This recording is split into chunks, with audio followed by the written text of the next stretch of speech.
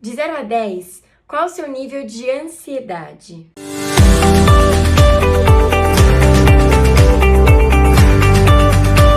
Eu demorei um pouquinho para falar sobre isso, porque a ansiedade ela é um tema muito complexo, né? A gente precisa de muita atenção e muita força para aprender a lidar com ela. E eu não me sentia muito pronta para falar sobre esse assunto, porque eu ainda tô aprendendo muito com tudo isso. A gente precisa aceitar a nossa ansiedade e, a partir disso, aprender a lidar com ela da melhor maneira possível. Mas eu decidi gravar esse vídeo porque eu acho que mais pessoas podem estar passando pelo que eu tô passando, né? Podem estar nesse processo de aprendizagem, de autoconhecimento, para lidar cada vez melhor com a ansiedade. Então eu acho que, embora eu não aprendi tudo ainda, eu aprendi algumas coisas que eu vou compartilhar com vocês hoje aqui. Eu acho que a ansiedade, ela está presente na vida de todo mundo.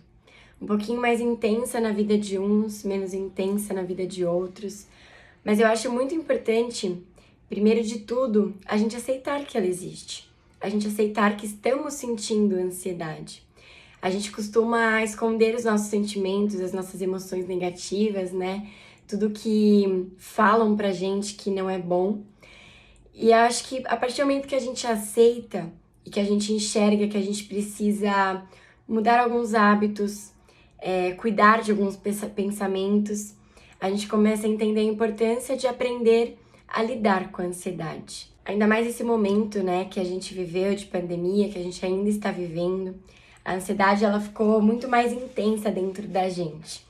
E às vezes as pessoas que nem tinham sentido a ansiedade tão forte antes, passou a sentir nesse momento que a gente viveu, né?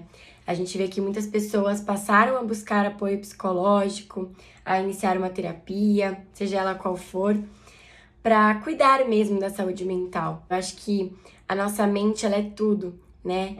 Os nossos pensamentos, eles têm um poder imenso. Então, cuidar disso, olhar para isso com carinho, com atenção, com cuidado, é extremamente importante. A real é que muitas vezes a gente não aceita o que a gente sente ou a gente se culpa muito por isso, né? A culpa é algo que eu venho aprendendo muito, que eu venho cuidando muito nas minhas sessões de terapia, porque às vezes eu me culpo por ter essas emoções negativas, sabe? E é o que eu falo, antes de se culpar, a gente precisa aceitar isso. Quando a gente tem uma boa relação com as nossas emoções negativas, a gente passa a curá-las de verdade. Quanto menos aceitamos a existência da ansiedade, essa presença, mais difícil é lidar com os seus efeitos no nosso organismo e na nossa vida. Porque a ansiedade, embora ela tenha o início dela no nosso emocional, né, ela nos traz efeitos físicos. E muitas vezes é isso que nos incomoda, né? Ataque cardíaco, às vezes aquela falta de ar. A ansiedade é viver no futuro. É quando você não está presente no presente.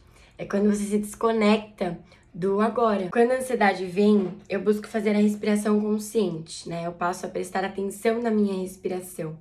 Eu inspiro, eu expiro, e aos poucos o sintoma da ansiedade vai se desfazendo. Porque não adianta nada eu falar pra mim, eu quero parar de ficar ansiosa, eu quero parar de ficar ansiosa, eu quero parar de ficar ansiosa.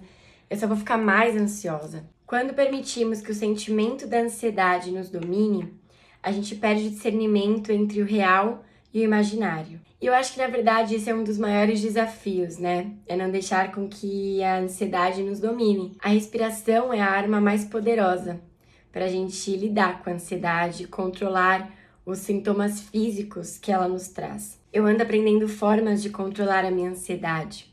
E a primeira coisa é que, embora seja um sentimento desafiador, é preciso que a gente aceite isso. E que a gente busque viver uma vida mais leve, sabe? Sem medo, sem pressa, sem nos paralisar. Então crie um movimento na sua vida. Comece alguma terapia que você se conecte, que faça sentido para você. Outra ferramenta que sempre me ajudou é fazer atividade física. Faça um exercício físico regular e intenso. Você vai ver que você vai se sentir muito melhor. O que eu aprendi na minha terapia e que faz muito sentido é a gente identificar o que está desequilibrado, né? Qual é a área, o que eu ando pensando, o que eu ando sentindo, qual é a causa dessa ansiedade, porque eu estou me sentindo assim, o que está acontecendo ao meu redor, como são as minhas relações. E uma coisa que eu aprendi com a Renata Cortella foi escrever o que eu sinto antes de dormir. Então, antes de dormir, eu vou lá, pego um caderno, uma folha, e escrevo tudo o que eu tô sentindo, todas as minhas emoções. Isso da gente escrever, da gente colocar no papel o que a gente tá sentindo, é uma forma da gente organizar os nossos pensamentos, as nossas emoções. E escrever o que sente eu acho libertador, juro, é uma forma de você se questionar e refletir o que você anda sentindo, o que você anda pensando. E assim você organiza, né, melhor essas suas emoções, esses seus pensamentos. E eu quis trazer todas essas formas, tudo que eu tô aprendendo em relação a esse assunto, porque eu acho que pra gente conseguir nos curar, a gente precisa estar em movimento. A gente precisa ter mudança de alguns hábitos, de alguns pensamentos e de algumas atitudes também. Então, busque ajuda, busque ferramentas que te auxiliem, né, nesse processo, nesse momento desafiador. Realmente é ruim sentir ansiedade, sentir os efeitos dela no nosso organismo, no nosso físico, mas somos fortes o suficiente para controlarmos tudo isso, né? Tanto a ansiedade em si, quanto as consequências dela no nosso corpo e na nossa vida. Então, lembre-se que você merece ser feliz e merece viver com o coração em paz.